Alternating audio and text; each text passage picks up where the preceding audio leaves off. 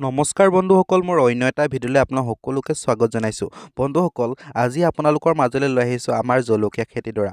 বন্ধুসকল, আপোনালোকে যদি জলকীয়া খেতিৰ কাৰণে ইচ্ছুক হয় তেতিয়াহ'লে ভিডিঅ'টো অকণমানো স্কিপ নকৰাকৈ চাই যাব আৰু মোৰ চেনেলটো নতুন যদি ভিডিঅ'টো লাইক শ্বেয়াৰ কৰিব আৰু চেনেলটো ছাবস্ক্ৰাইব কৰি দিব।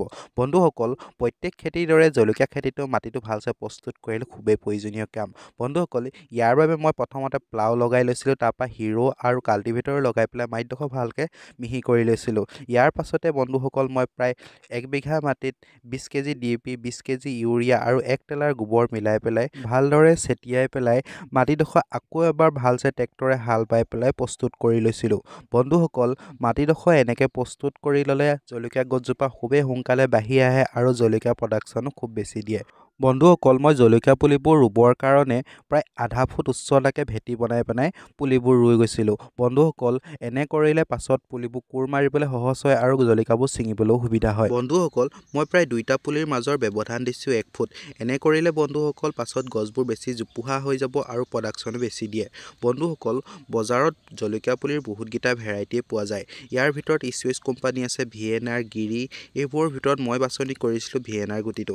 বন্ধুসকল, VNR গছজোপাৰ যিটো পাত মোজৰা বেমাৰ থাকে জলকীয়াৰ খুব কম দেখিবলৈ পোৱা যায়। সেয়ে প্ৰত্যেক বছৰে মই VNR গছজোপাকে বাছনি কৰি লওঁ।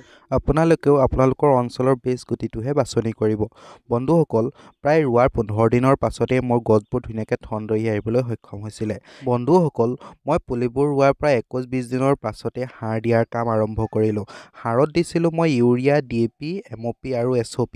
বন্ধুসকল, আপোনালোকে এই সাৰকেইটা ভালকৈ মিলাই পেলাই পুলিটোৰ অকণমান আঁতৰে আঁতৰে ছটিয়াই যাব। বন্ধুসকল, সাৰ প্ৰয়োগ কৰিলে আপোনালোকে পুলিবোৰ আৰু সোনকালে বাঢ়ি আহিব আৰু সোনকালে গুটি লাগিবলৈ আৰম্ভ কৰে।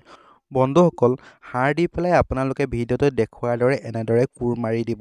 বন্ধুসকল, কোৰ মাৰি দিয়াৰ প্ৰায় 15 দিনৰ পাছতে গছবোৰ আৰু সোনকালে বাঢ়ি আহিব আৰু ফুল দিবলৈ আৰম্ভ কৰে। বন্ধুসকল, মই ভেটি তুলি লোৱাৰ মেইন কাৰণটো এইটোৱেই আছিলে, নহ'লে আপোনালোকে কোৰ মৰা টাইমত ডাঙৰ ডাঙৰ ভেটি তুলিবলগীয়া হ'লহেঁতেন আৰু আপোনালোকৰ বহুতখিনি টাইম নষ্ট হয়। বন্ধুসকল, আপোনালোকে ভেটি নবনালে পাছত গছবোৰ যেতিয়া ডাঙৰ হ'ব তেতিয়া চব বাগৰি যাবলৈ ধৰে। বন্ধুসকল, বৰ্তমান সময়ত জলকীয়া খেতিৰ চবতকৈ এটা ডাঙৰ বেমাৰ হৈছে পাত মোজৰা পৰি যোৱাটো বা পাতবোৰ এনেদৰে হালধীয়া হৈ যায়। বন্ধুসকল, এইটো এটা ভাইৰাছৰ জনিত বেমাৰ। বন্ধুসকল, আপোনালোকৰ যেতিয়া প্ৰথম এজোপা গছ লাগিব, সেই এজোপা গছত লাগোঁতেই আপোনালোকে দৰৱ ব্যৱহাৰ কৰিব।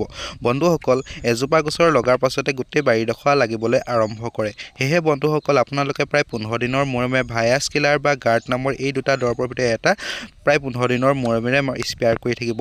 এনে স্প্ৰেয়াৰ কৰি থাকিলে বন্ধুসকল আপোনালোকৰ খেতিডৰাই ভাইৰাছজনিত বেমাৰসমূহৰ পৰা ৰক্ষা কৰি থাকিব পাৰে। বন্ধুসকল, জলকীয়া খেতিৰ এই ভিডিঅ'টো আজি এইখিনিতে সামৰোঁ। জলকীয়া খেতিৰ লগত জড়িত আৰু কিছুমান প্ৰশ্ন থাকিলে আপোনালোকে নিশ্চয় কমেণ্ট কৰিব। মই আপোনালোকৰ প্ৰতিটো কমেণ্টেই ৰিপ্লাই কৰিবলৈ চেষ্টা কৰিম। বন্ধুসকল, ভিডিঅ'টো ভাল পালে লাইক শ্বেয়াৰ কৰিব আৰু মোৰ চেনেলটো ছাবস্ক্ৰাইব কৰি দিব। ধন্যবাদ।